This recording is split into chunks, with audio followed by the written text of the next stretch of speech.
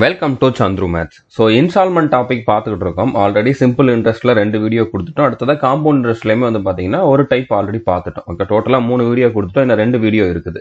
So இப்போ compound இன்ட்ரெஸ்ட்டில் last வீடியோவில் என்ன பார்த்துருந்தோம், பிரின்சிபல் இல்லைனா இன்ஸ்டால்மெண்ட் என்ன அப்படின்னு கேட்கக்கூடிய கொஷின்ஸ் வந்து எப்படி சால்வ் பண்ணலாம், அதுக்கான ட்ரிக் என்ன அப்படிங்கிற மாதிரி பார்த்துருந்தோம். ஸோ இந்த வீடியோவில் வந்து பார்த்தீங்கன்னா 2வது டைப்ல கொஷின் பார்க்க போகிறோம். இதுலேயுமே வந்து 2 இயர்ஸ் தான். லாஸ்ட் வீடியோவில் வந்து பார்த்தீங்கன்னா 2 இயர்ஸ் இருக்கக்கூடிய கொஷின்ஸ் தான் பார்த்துருந்தோம். ஓகே, ஸோ இதுலேயுமே வந்து 2 இயர்ஸ் தான் கேட்பாங்க. இதில் வந்து டோட்டல் இன்ட்ரெஸ்ட் என்ன அப்படிங்கிற மாதிரி கேட்பாங்க. ஓகே, இதுக்கப்புறம் இன்னொரு டைப் இருக்குது, அதில் வந்து 3 இயர்ஸ் இருக்கக்கூடிய கொஷின்ஸ் வந்து பார்க்கலாம். ஸோ டிஸ்கிரிப்ஷனில் நீங்கள் இப்போ யூடியூப்ல இந்த வீடியோ பார்த்துக்கிட்டு இருக்கீங்க அப்படின்னா டிஸ்கிரிப்ஷனில் இன்ஸ்டால்மெண்ட்டுக்கான பிளேலிஸ்ட்கான லிங்க் கொடுத்துருக்கேன். ஸோ இது வரைக்கும் அந்த 3 வீடியோ பார்க்காதவங்க பார்த்துக்கோங்க. ஓகே, ஸோ இப்போ நம்ம கோர்ஸில் பார்த்துக்கிட்டு இருந்தவங்களுக்கு நான் இப்போ சொல்ல போகிறது புதுசாக இருக்காது. ஏன்னா நம்ம காம்பவுண்ட் இன்ட்ரெஸ்ட்ல எல்லா கொஷினுக்குமே இந்த ஒரு டைப்பை ஒரே மாதிரி அப்ரோச்சில் தான் வந்து சால்வ் பண்ணியிருப்போம். பட் யூடியூப்ல பார்க்குறவங்களுக்கு இது புதுசாக இருக்கும். அதனால தான் அவங்களுக்கு வந்து ஃபர்ஸ்ட் ஸ்டார்டிங்ல நம்ம என்ன பண்ண போகிறோம் அப்படிங்கிறது வந்து சொல்லிடுறோம். ஓகே, இப்போ 10%ன்னு வச்சுக்கோங்களேன். அதாவது காம்பவுண்ட் இன்ட்ரெஸ்ட்ல வந்து பார்த்தீங்கன்னா ரேட் ஆஃப் இன்ட்ரெஸ்ட் வந்து 10%ன்னு வைங்க. இப்போ 10%னா நார்மலாக நீங்கள் வந்து ட்ரீ மெத்தட்லையோ இல்லைன்னா ஃபார்முலா யூஸ் பண்ணியோ வந்து வேற இடத்துல படிச்சிருந்திருப்பீங்க, இல்லைன்னா புக்கில் பார்த்துருந்துருப்பீங்க. ஓகே, பட் நம்ம எப்படி இதை பண்ணுவோம் அப்படின்னா, இப்போ 10%னா 10%ஓட ஃப்ராக்ஷன் வேல்யூ வந்து என்னது 1/10. ஸோ அப்போ 1 இயர்ல என்ன ஆயிருக்கும் அப்படின்னா, பிரின்சிபல் வந்து 10 இருந்திருந்தா அதுக்கு 1 இன்ட்ரெஸ்ட். ஸோ அப்போ வந்து இது வந்து 11 ஆயிருக்கும். இது வந்து எப்போ, இது வந்து 1 இயர்ல. ஓகே, இதுவே வந்து 2 இயருக்கு அப்படின்னா நம்ம எப்படி எடுத்திருப்போம் அப்படின்னா, இங்க வந்து இயர் வந்து என்னவாகுது, 2ஆல மல்டிபிள் ஆகுது. ஓகே, 1 வந்து 2 ஆகுது அப்படின்னா 2ஆல மல்டிபிள் ஆகுது. அப்போ இங்க எந்த நம்பரை மல்டிபிள் பண்றோமோ அந்த நம்பரை இதோட பவர்ல போடணும். அதாவது இங்க 11 ஸ்கொயர், இங்க வந்து பாத்தீங்கன்னா 10 ஸ்கொயர். ஸோ இது வந்து என்னவாயிருக்கும், இது வந்து 100 ஆயிருக்கும், இது வந்து 121 ஆயிருக்கும். ஓகே, அதாவது செகண்ட் இயருக்குன்னு நம்ம எடுத்தோம் அப்படின்னா இதுதான் பிரின்சிபல், இதுதான் வந்து அமௌண்ட். ஓகே, இந்த பக்கம் இருக்கிறது பிரின்சிபல், இந்த பக்கம் இருக்கிறது அமௌண்ட். ஸோ இப்போ 1 இயருக்கு என்ன நடந்திருக்குது, 10 வந்து என்னவாயிருக்குது 11 ஆயிருக்குது. இது வந்து 1 இயர்ல. ஓகே, இப்போ எனக்கு வந்து 3 இயருக்கு தேவைன்னு வச்சுக்கோங்க. ஓகே, 3 வருஷத்துக்கு தேவை அப்படின்னா இயர் என்னவாகுது, 3ஆல மல்டிபிள் ஆகுது. 1 3 ஆகுது அப்படின்னா 3ஆல மல்டிபிள் ஆகுது. அப்போ இங்க பவர்ல வந்து பாத்தீங்கன்னா 3 போடுங்க. ஓகே, அதாவது 11 கியூப் 10 கியூப். ஓகே, ஸோ இது வந்து எத்தனை, இது வந்து 1000, இது வந்து 1331. ஓகே, ஸோ அப்போ இங்க செகண்ட் இயர் தேர்ட் இயர்ல அப்படின்னு பார்த்தோம்னா பிரின்சிபல் வந்து 1000 இருந்துச்சு அப்படின்னா இதுல கிடைக்கக்கூடிய அமௌண்ட், ஓகே, இது வந்து அமௌண்ட் வந்து பாத்தீங்கன்னா 1331 இருக்கும். ஸோ இந்த மாதிரி தான் நம்ம வந்து பண்ண போறோம். ஓகே, ஃபர்ஸ்ட் நம்ம ஃபோக்கஸ் பண்ண வேண்டியது இந்த பர்சன்டேஜ் வேல்யூவை ஃப்ராக்ஷன்ல மாற்றணும். ஸோ அது வந்து 1 இயருக்கு எப்படி ஆகுது அப்படிங்கிற மாதிரி எழுதிட்டு நம்மளுக்கு எத்தனை இயருக்கு தேவையோ அந்த நம்பரை வந்து நம்ம இந்த இதோட வந்து பவர்ல போட்டா போதுமானது. இப்போ 2 இயருக்கு அப்படின்னா நம்ம பவர் 2 போட்டோம். ஓகே, அதே மாதிரி 3 இயர்ஸ்க்கு அப்படின்னா வந்து பாத்தீங்கன்னா பவர் 3 போட்டோம். ஸோ மேக்சிமம் இந்த மாதிரி கொஸ்டின் எல்லாம் 3 வரைக்கும் தான் வரப்போகுது அப்படின்னாலும் உங்களுக்கு இது மட்டும் தெரிஞ்சிருந்தா போதுமானது. ஸோ இந்த மாதிரி தான் நம்ம வந்து அப்ரோச் பண்ண போறோம். இப்போ ஃபர்ஸ்ட் இயர்ல கிடைச்ச இன்ட்ரெஸ்ட் என்ன, ஃபர்ஸ்ட் இயர்ல வந்து பாத்தீங்கன்னா இங்க 10 ரூபா 11 ரூபாயா மாறி இருக்கு. அப்போ இன்ட்ரெஸ்ட் வந்து பாத்தீங்கன்னா 1 ரூபா. செகண்ட் இயர்ல கிடைச்ச இன்ட்ரெஸ்ட் என்ன, இங்க 100 ரூபா வந்து 121 ரூபாயா மாறி இருக்கு. அப்போ இன்ட்ரெஸ்ட் வந்து பாத்தீங்கன்னா 21 ரூபா. தேர்ட் இயர்ல கிடைச்ச இன்ட்ரெஸ்ட் என்ன, இங்க 1000 ரூபா 1331 ரூபாயா மாறி இருக்கு. அப்போ 331 ரூபா தான் இன்ட்ரெஸ்ட். ஓகே, ஸோ இதெல்லாம் என்ன அப்படிங்கிறது உங்களுக்கு இதை ஏன் நான் சொல்றேன் அப்படிங்கிறது வந்து கொஷின் பார்க்குறப்ப புரியும். ஸோ இது வரைக்கும் இந்த மாதிரி மெத்தட் தெரியாதவங்க தெரிஞ்சுக்கோங்க. இப்போ இந்த ஃபர்ஸ்ட் கொஷின் பார்க்கலாம். இதுக்கு நான் வந்து 2 மெத்தட்ல சொல்றேன். ஃபர்ஸ்ட் வந்து நார்மலா நம்ம லாஸ்ட் வீடியோல பார்த்துருந்தோம்ல அந்த ட்ரிக்கை யூஸ் பண்ணி கண்டுபிடிக்கிறது. 2வது வந்து பாத்தீங்கன்னா இப்போ நான் சொன்னேன்ல அந்த மெத்தட்ல. ஸோ இந்த டைப்ல இருக்கக்கூடிய கொஷினை நான் இப்போ சொல்ல போற 2வது மெத்தட்ல சால்வ் பண்றது தான் ஈஸி. அதில் தான் உங்களுக்கு டக்குன்னு ஆன்சர் வரும். ஓகே, நான் ஃபர்ஸ்ட் வீடியோல சொல்லியிருந்த அந்த ட்ரிக்கை யூஸ் பண்ணி பண்ணா கண்டிப்பா ஆன்சர் வரும். ஆனா ஒரு சில நேரத்துல நம்மளுக்கு கொஞ்சம் டஃப் ஆயிரும். அதாவது ஆன்சரை வந்து கெஸ் பண்ற மாதிரி வந்துடும். ஸோ அது வந்து உங்களுக்கு டக்குன்னு இதுல கெஸ் பண்ண முடியாது. ஓகே, ஏன்னா லாஸ்ட் வீடியோல நம்மளுக்கு டைரக்டா ஒன்னு பிரின்சிபல் கேட்டிருப்பாங்க, இல்லைன்னா இன்ஸ்டால்மெண்ட் கேட்டிருப்பாங்க. நம்மளால கெஸ் பண்ண முடியும் அந்த இடத்துல. ஆனா இந்த இடத்துல வந்து பாத்தீங்கன்னா பிரின்சிபலோ இல்லைன்னா அமௌண்டோ கண்டுபிடிச்சிட்டு அதுல இருந்து நம்ம வந்து இன்ட்ரெஸ்ட் என்ன அப்படிங்கிறத கண்டுபிடிக்கணும். ஓகே, ஸோ நம்ம கெஸ் பண்ண போறது வந்து பிரின்சிபலாவோ இல்லைன்னா அமௌண்டாவோ இருக்கும். அதுக்கப்புறம் நம்ம வந்து இன்ட்ரெஸ்டும் கண்டுபிடிக்கணும். அப்படிங்கிறப்போ இந்த இடத்துல கெஸ் பண்றது வந்து கொஞ்சம் கரெக்டா இருக்காது. ஓகே, நம்மளுக்கு வந்து தப்பா போறதுக்கு வாய்ப்பு இருக்குது. அதனால 2வது மெத்தட்ல தான் நம்ம சால்வ் பண்ண போறோம். ஃபர்ஸ்ட் இந்த கொஸ்டினுக்கு நான் ஃபர்ஸ்ட் மெத்தட்ல எப்படி பண்ணலாம் அப்படிங்கறத சொல்றேன். அதுக்கப்புறம் செகண்ட் மெத்தட்ல எப்படி பண்ணலாம் அப்படிங்கறதையும் சொல்றேன்.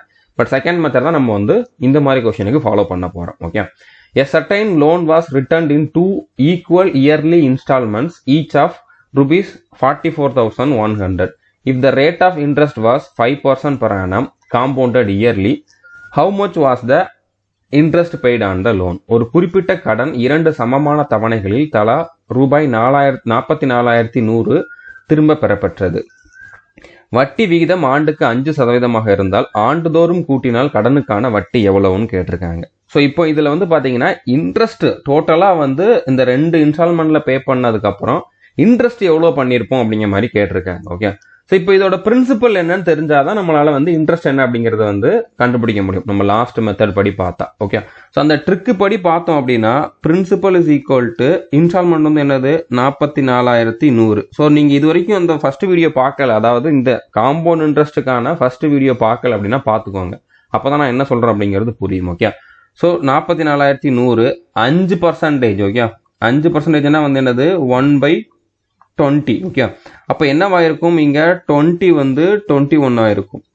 மறுபடியும் இந்த 20யும் 21யும் கூட்டணும் அப்படின்னா எத்தனை 41. 41/21. ஸோ இது நம்ம ஆல்ரெடி லாஸ்ட் வீடியோவில் பார்த்தது தான். ஸோ இப்போ இங்கே 21ஆல கேன்சல் பண்ணோம் அப்படின்னா இங்கே 21 வந்து என்ன மாதிரி வந்திருக்கும், 441 வந்திருக்கும். இன்னொரு 21 நம்ம கேன்சல் பண்ணிடலாம். அப்போ என்ன வந்திருக்கும், அதாவது 21 ஸ்கொயர் வந்து 441 தான். ஸோ மேலே 1 அடுத்து இந்த 2 0 வந்திருக்கும், மேலே 100 வந்திருக்கும். ஸோ புரிஞ்சிருக்கும்னு நினைக்கிறேன். 21 ஸ்கொயரோட வேல்யூ வந்து 441, நான் மொத்தமாகவே கேன்சல் பண்ணிட்டேன். ஓகே, ஸோ மொத்தமாக கேன்சல் பண்ணால் மேலே என்ன வந்திருக்கும், மேலே வந்து 100 வந்திருக்கும். ஓகே, இப்போ 41 × 2 வந்து எத்தனை 82. 82ஓட இந்த 0 இருக்குது, அடுத்து வந்து இங்கே இருக்கக்கூடிய இந்த 2 0 இருக்குது. ஸோ இதெல்லாம் ஆட் பண்ணிட்டோம் அப்படின்னா என்ன மாதிரி வந்திருக்கும் 82,000. அதாவது பிரின்சிபல் வேல்யூ வந்து பார்த்தீங்கன்னா 82,000.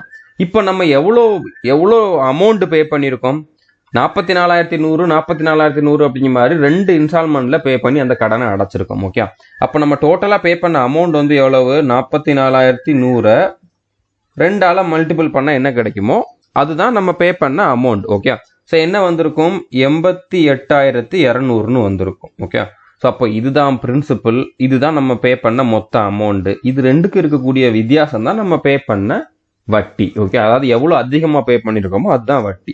ஸோ எவ்வளோ அதிகமாக பே பண்ணியிருக்கோம் 6,200 வந்து அதிகமாக பே பண்ணியிருக்கோம். ஸோ 6,200 அப்படிங்கிறது ஆன்சர். இது சிம்பிளாக தானே இருக்குது அப்படிங்கிற மாதிரி நீங்கள் யோசிக்கலாம்.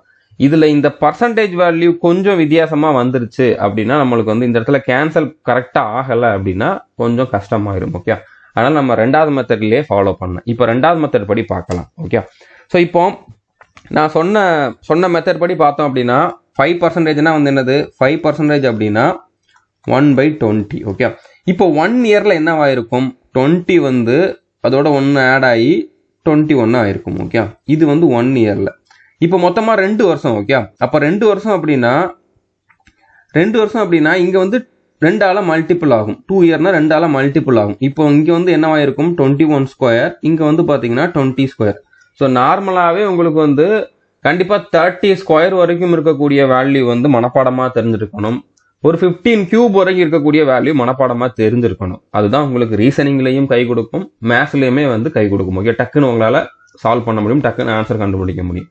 ஸோ கண்டிப்பாக நீங்கள் வந்து அட்லீஸ்ட் 30 ஸ்கொயர் அதுக்கப்புறம் 15 கியூப் வரைக்கும் இருக்கக்கூடிய வேல்யூ மனப்பாடமாக வச்சிருப்பீங்க. ஸோ அப்படின்னா உங்களுக்கு இந்த இடத்துல இது கஷ்டமாக இருக்காது. ஓகே, இப்போ 21 ஸ்கொயர்னா வந்து எத்தனை 21 ஸ்கொயர்னா 441, 20 ஸ்கொயர்னா வந்து எத்தனை 400. ஓகே, இப்போ நம்ம என்ன பண்ண போகிறோம் அப்படின்னா இப்போ இதுதான் வந்து நம்ம பே பண்ணுற இன்ஸ்டால்மெண்ட் அப்படிங்கிற மாதிரி நம்ம எடுத்துக்கணும். ஓகே, நம்ம இங்கே இன்ஸ்டால்மெண்ட் வந்து எவ்வளோன்னு சொல்லியிருக்காங்க 44,100 சொல்லியிருக்காங்க. ஸோ இந்த இடத்துல வந்து பார்த்தீங்கன்னா இந்த 21ஓட வேல்யூ வந்து எதுக்கு ஈக்குவல்னா 44,100க்கு ஈக்குவல் அப்படி மாதிரி எடுத்துக்கணும்.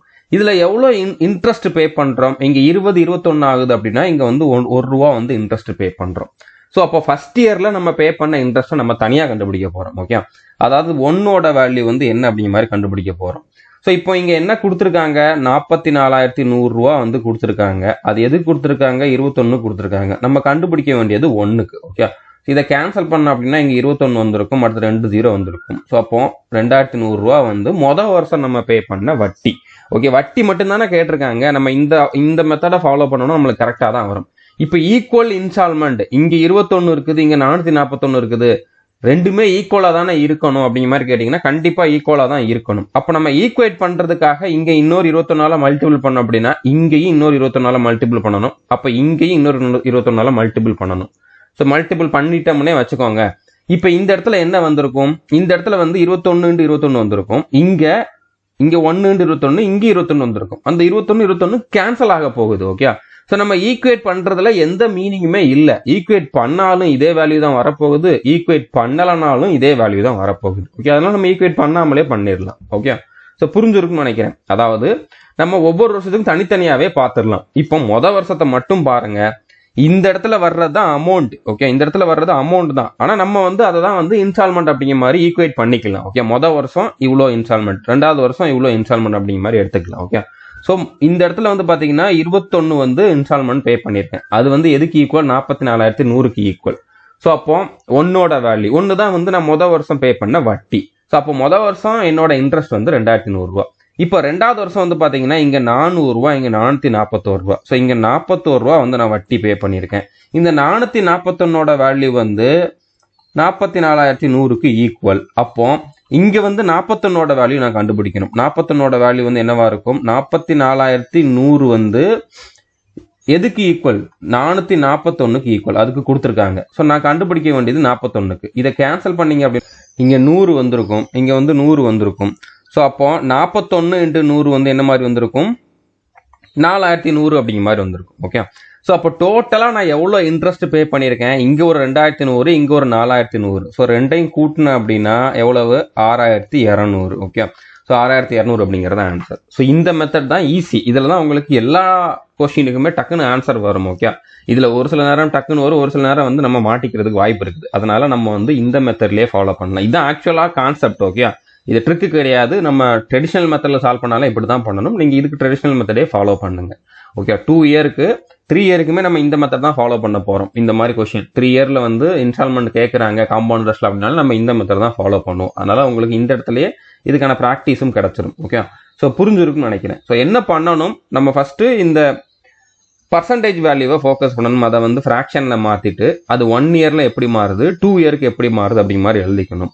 ஸோ 1 இயர்ல இதுதான் வந்து அவங்க கொடுத்துருக்கிற இன்ஸ்டால்மெண்ட்டுக்கு ஈக்குவல். ஸோ இந்த வேல்யூ வந்து ஆக்சுவலாக இந்த வேல்யூக்கு ஈக்குவல் அப்படின்னா இன்ட்ரெஸ்ட் எவ்வளோ அப்படிங்கிற மாதிரி கண்டுபிடிக்கணும். அதே மாதிரி செகண்ட் இயர்ல இந்த வேல்யூ இந்த இன்ஸ்டால்மெண்ட்டுக்கு ஈக்குவல் அப்படின்னா அதில் இன்ட்ரெஸ்ட் எவ்வளோ அப்படிங்கிற மாதிரி கண்டுபிடிச்சிட்டு ரெண்டையும் கூட்டணும் அப்படின்னா டோட்டல் வேல்யூ தான் நம்ம பே பண்ண மொத்த இன்ட்ரெஸ்டாக இருக்கும். ஓகே, இப்போ அதே மாதிரி இந்த கொஸ்டின் பாருங்க. ஸோ இப்போ இதில் வந்து பார்த்தீங்கன்னா a certain loan was returned in 2 equal half yearly installments each of rupees 6,760. If the rate of interest was 8% per annum compounded yearly, how much was the total interest paid on the loan? அதாவது ஒரு குறிப்பிட்ட கடன் 2 சமமான அரையாண்டு தவணைகளில் தலா 6,760 திரும்ப பெறப்பட்டது. வட்டி விகிதம் ஆண்டுக்கு 8% இருந்தால் ஆண்டுதோறும் கூட்டினால் கடனுக்கான வட்டி எவ்வளவு? ஓகே, அதாவது அரையாண்டு தவணை ஹாஃப் இயர்லி. ஓகே, அதாவது ஒரு வருஷத்துக்கு தான் 8%, ஹாஃப் இயர்லி அப்படின்னா 6 மாசத்துக்கு. அப்போ இதுல பாதி. ஓகே, ஸோ அப்போ இதுல வந்து 4% தான் கால்குலேட் பண்ணணும். ஒரு வருஷத்துக்கு அப்படின்னா தான் நம்ம 8% வட்டி வாங்கணும். ஆனா 6 மாசத்துக்கு ஒருக்கா வட்டி வாங்குறோம்.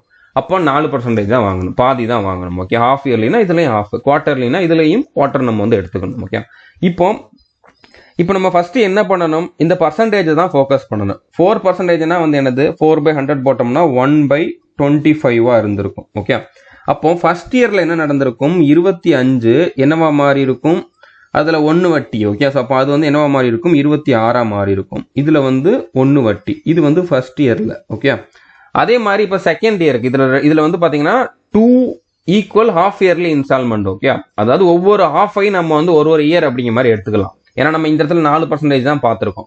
அப்போ மொதல் ஆஃப் வந்து ஒரு வருஷம், ரெண்டாவது ஆஃப் ஒரு வருஷம் அப்படிங்கிற மாதிரி நம்ம அஷ்யூம் பண்ணிக்கலாம். அதனால ஒன்றும் ப்ராப்ளம் கிடையாது. அடுத்து வந்து பார்த்தீங்கன்னா இப்போ செகண்ட் இயர்ல அப்படின்னா என்ன ஆயிருக்கும், இப்போ 26 ஸ்கொயர். ஓகே, 26 ஸ்கொயர் வேல்யூ உங்களுக்கு தெரியும், மனப்பாடமா தெரியும். எத்தனை, 676. அதே மாதிரி 25 ஸ்கொயருமே மனப்பாடமா தெரியும். எத்தனை, 625. ஓகே, இப்போ நம்ம லாஸ்ட் கொஸ்டின் என்ன பார்த்தோமோ அதே மாதிரி தான். இப்போ இந்த 26ஓட வேல்யூ வந்து எதுக்கு ஈக்குவல், 6,760க்கு ஈக்குவல். இங்க வந்து வட்டி எவ்வளவு, 1. மொத்த வட்டி எவ்வளவு தானே கேட்டிருக்காங்க. ஸோ இப்போ ஒன்னோட வேல்யூ வந்து நம்ம கண்டுபிடிக்கணும். ஓகே, ஒன்னோட வேல்யூ வந்து கண்டுபிடிக்கணும். ஸோ என்ன கொடுத்துருக்காங்க, 6760 கொடுத்துருக்காங்க. அது எதுக்கு கொடுத்துருக்காங்க, 26க்கு கொடுத்துருக்காங்க. நம்ம ஒன்றுக்கு கண்டுபிடிக்கணும். ஓகே, இப்போ இதை கேன்சல் பண்ணோம் அப்படின்னாலே நம்மளுக்கு வந்து ஆன்சர் வந்துடும். ஸோ இப்போ 676 அப்படிங்கிறது வந்து 26 ஸ்கொயரோட வேல்யூ தான். அப்போ இங்கே ஒரு 26ஆல கேன்சல் பண்ண அப்படின்னா மேலே இன்னொரு 26 வந்திருக்கும். ஸோ அப்போ 260 மேலே இருந்திருக்கும். அப்போ ஒன்னோட வேல்யூ வந்து எவ்வளவு, 260. அதே மாதிரி இப்போ இந்த இடத்துல 676ஓட வேல்யூ வந்து எதுக்கு ஈக்குவல், 6760க்கு ஈக்குவல். அதாவது ஒரு 0 தான் ஆட் ஆயிருக்குது. ஸோ அந்த மாதிரி பார்த்தா இங்கே வந்து எவ்வளோ வட்டி வந்திருக்குது, அதாவது 625ல இருந்து 676 ஆயிருக்குது அப்படின்னா இங்கே வந்து 51 ரூபா வந்து வட்டி வந்திருக்கு. ஓகே, இந்த 51ஓட வேல்யூ வந்து நம்ம கண்டுபிடிக்கணும். 51ஓட வேல்யூ அப்படின்னா இங்கே ஒரு 0 தானே ஆட் ஆயிருந்துச்சு. அப்போ இங்கே ஒரு 0 ஆட் பண்ணுங்க, 510 ரூபா தான் வந்திருக்கும். ஓகே, இப்போ ரெண்டையும் கூட்டினீங்கன்னா டோட்டல் வட்டி வந்து தெரிஞ்சிடும். ஸோ அப்போ எவ்வளவு, 770 அப்படிங்கிறதா கரெக்டான ஆன்சர். ஸோ புரிஞ்சிருக்கும்னு நினைக்கிறேன். Savita borrowed a sum of money and returned it in 2 equal annual installment of rupees 5,547 each.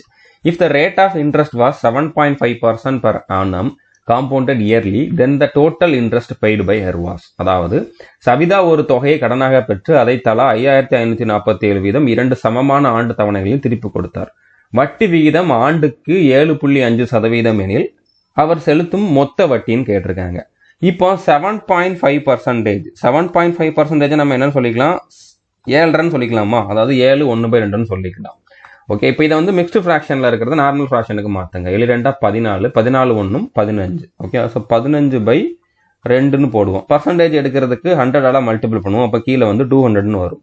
Okay, இப்போ இதை வந்து நம்ம 5ஆல கேன்சல் பண்ணால் மேலே வந்து 3 வந்திருக்கும், கீழே வந்து 40 வந்திருக்கும். அதாவது 7.5%ஓட ஃப்ராக்ஷன் வேல்யூ என்ன அப்படின்னா 3/40. அப்போ 1 இயர்ல என்னவாயிருக்கும், 40 வந்து, அதான் இதான் வந்து ஸ்டார்டிங்ல இருக்க பிரின்சிபல். ஓகே, 40க்கு 3 ரூபா வட்டி. ஓகே, 1 இயருக்கு வந்து பார்த்தீங்கன்னா 3 ரூபா வட்டி. ஸோ அப்போ இதில் வந்து எவ்வளோ வட்டி வந்திருக்கும், எவ்வளோ வந்து அமௌண்ட்டாக மாறி இருக்கும், 43 மாறி இருக்கும். இது 1 இயர்ல. ஓகே, இதில் கிடைக்கக்கூடிய வட்டி மட்டும் அப்படின்னு பார்த்தீங்கன்னா 3 ரூபா.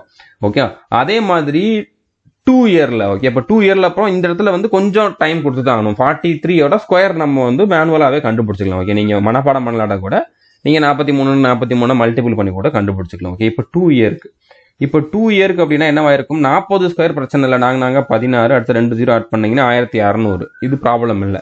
43 ஸ்கொயர் மட்டும் 43 மல்டிபிள் பண்ணுங்க, என்ன வரும் அப்படின்னு பார்த்தீங்கன்னா 1849 அப்படிங்கிற மாதிரி வந்துருக்கும். ஓகே, இப்போ 43ஓட வேல்யூ வந்து என்னன்னு கொடுத்துருக்காங்க, 5547 கொடுத்துருக்காங்க. இதுல எவ்வளவு வட்டி, 3ஓட வேல்யூ நம்ம வந்து கண்டுபிடிக்கணும்.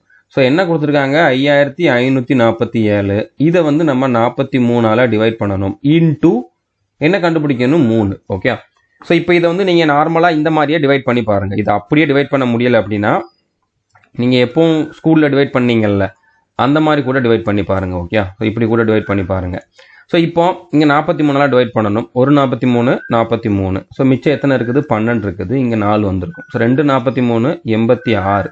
ஓகே, ஸோ இதில் மிச்சம் எத்தனை வந்திருக்கும், இப்போ இங்கே 14ல் 6 போணுச்சு அப்படின்னா 8, அடுத்து 11ல் 8 போணுச்சு அப்படின்னா 3, 38 வந்திருக்கும். ஓகே, அடுத்து இந்த 7 கீழே இறக்குனீங்க அப்படின்னா இப்போ இது வந்து பார்த்தீங்கன்னா எக்ஸாக்டாக வந்து 9ஆல டிவைட் ஆகும். ஓகே, அதாவது 43 × 9 போட்டோம் அப்படின்னா 387 தான் வந்திருக்கும். ஸோ அப்போ இங்கே வந்து 9 வந்திருக்கும். ஓகே, இங்கே 387 வரும். ஸோ 0 தான். ஓகே, ஸோ அப்போ இந்த இடத்துல வந்து பார்த்தீங்கன்னா என்ன வந்திருக்கும், இந்த இடத்துல வந்து 129 வந்திருக்கும். இப்போ 129 3ஆல மல்டிபிள் பண்ணணும்.